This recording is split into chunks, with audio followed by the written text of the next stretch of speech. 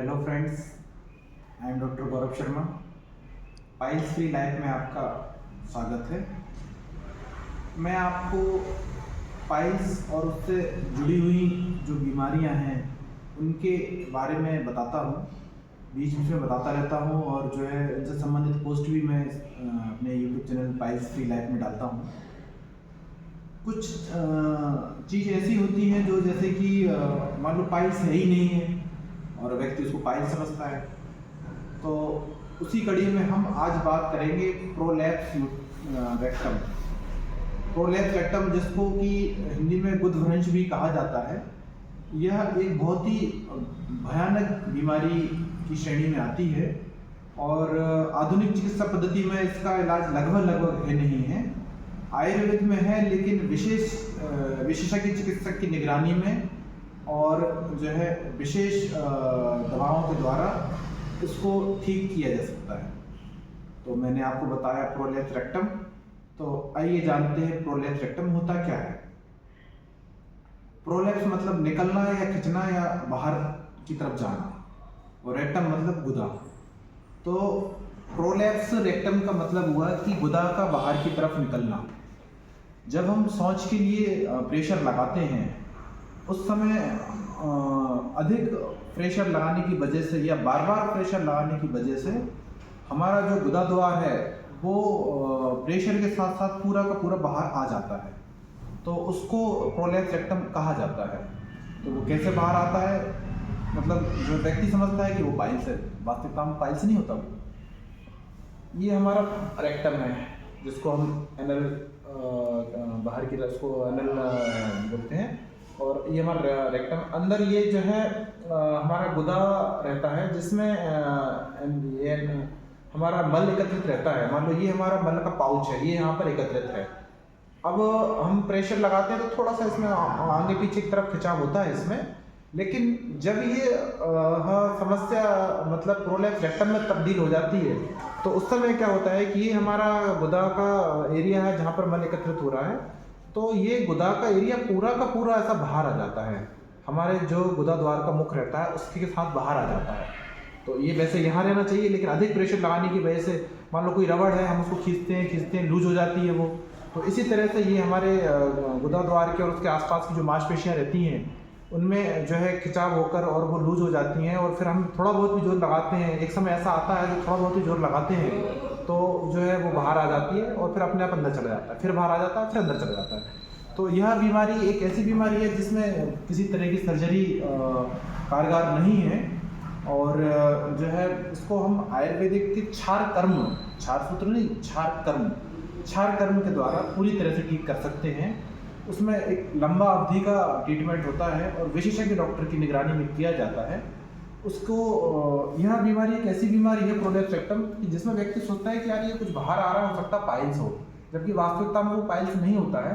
तो कहीं ऐसा ना हो कि हम उसके लिए पाइल्स का ट्रीटमेंट कराते रहें और दवाएं खाते रहें और अननेसेसरी शरीर के लिए भी हार्मफुल इफेक्ट करें, और वो आगे जाके जो है हमें बाद में किसी डॉक्टर को चेकअप कराएं, डॉक्टरस्कोपी कराएं या किसी विशेषज्ञ डॉक्टर से सलाह लें तो वो हमें बताया कि अरे ये तो तुम्हें गुदभ्रंश हो गया है या फिर प्रोलैप्स रेक्टम हो गया है, कि जिसमें कि पूरा का पूरा तुम्हारा गुदा का अंदर का एरिया पूरा बाहर आ जाता है फ्रेश होने के समय पर। तो इसका ये तो मैंने आपको बता दिया ये क्या होता है। अब मैं आपको एक बात और बताता हूँ कि इससे बचाव कैसे किया जा सकता है।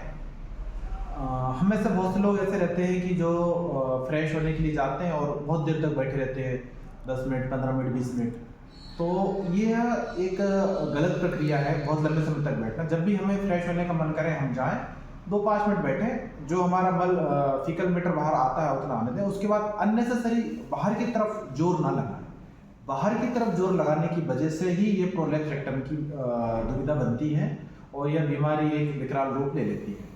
तो जो हमें फ्रेश होने के टाइम में जितना हमारा मल बाहर निकलता है उतनी देर बैठें, उस पर अननेसेसरी जोर न लगाएं। बहुत से लोगों की ये रहता है कि यार मैं जोर लगाऊंगा तो हो सकता है मेरा पूरा मल बाहर आ जाए फिर मुझे वापस से ना जाना पड़े। यह बिल्कुल गलत है।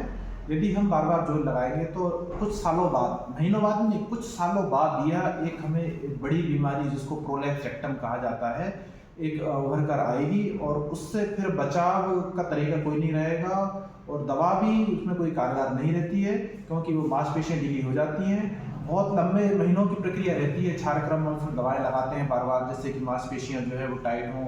धीरे धीरे धीरे पेशेंट को भी पेशेंट रखना पड़ता है, उसको जो है सहन शक्ति होना चाहिए उसमें कि जो है इतने दिनों की लंबी प्रक्रिया को वो पूरी तरीके से करता है कि नहीं करता।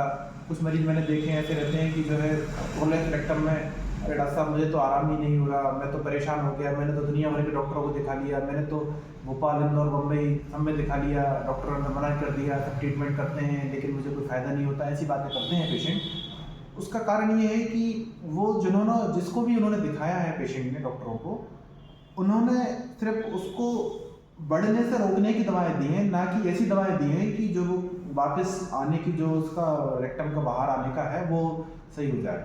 उसको सिर्फ जो है उन्होंने दबाने के लिए या कम उसका जो बाहर आने की प्रक्रिया है वो कम हो जाए, सिर्फ उसके लिए ही दवा दी जाती है। आयुर्वेद में क्षारक्रम के द्वारा इसको पूरी तरीके से ठीक किया जा सकता है और जो है बस ये मैंने आपको बताया कि इसमें एक लंबा समय लगता है।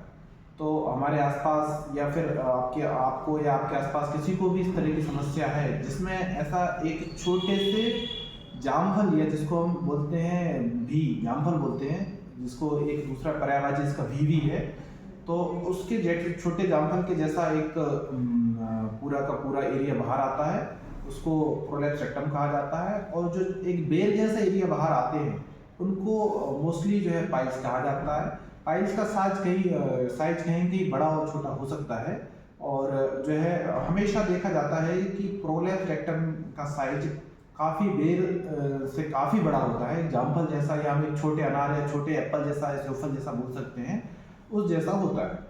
तो इसके लिए हम विशेष ध्यान दें, सचेत रहें और अनावश्यक जोर ना लगाएं फ्रेश होने के टाइम पे। ज़्यादा देर तक एक जगह बैठे ना, भोजन में तले और मसालेदार चीज़ों का सेवन कम से कम करें, पानी अत्यधिक मात्रा में पिएं और जो है ड्राई फ्रूट्स का सेवन भी जो है बगैर गलाए हुए उनका ना करें। अधिक मात्रा में रफेज, जिनको सलाद भी कहा जाता है, भोजन के 2 घंटे पहले उनको लें। तो गुदा द्वार से संबंधित जो भी बीमारियां हैं, एनोरेक्टल डिसीज जो भी हैं, तो उनसे हम बच सकते हैं। Thank you.